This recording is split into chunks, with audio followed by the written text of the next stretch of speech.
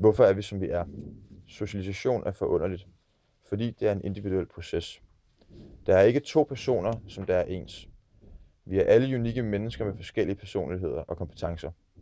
Som børn stjæler vi med arme og ben fra de personer, som er omkring os, for at overtage specifikke egenskaber.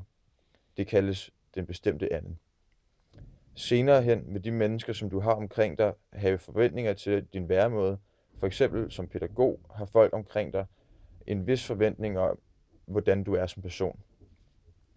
Derfor agerer du ud fra de forventninger. Dette kaldes den generaliserende anden. Rolleovertagelse er noget, som vi alle bruger som børn, da vi skal bruge byggesten til at skabe vores egen unikke personlighed. Vi bruger kun de egenskaber, som vi ser som positive. Dermed prøver vi på at skabe vores eget perfekte jeg.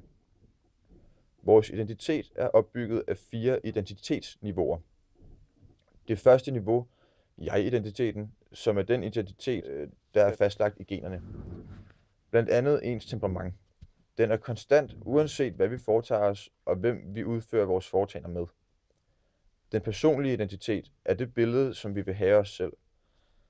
Det er ikke en konstant personlighed, men en identitet, som påvirkes af ens branding af sig selv.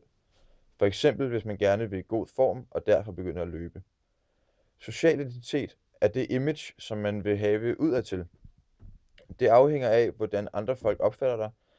Dette er ikke en konstant identitet, fordi den påvirkes af din personlige identitet, og derved folks syn på dig som person.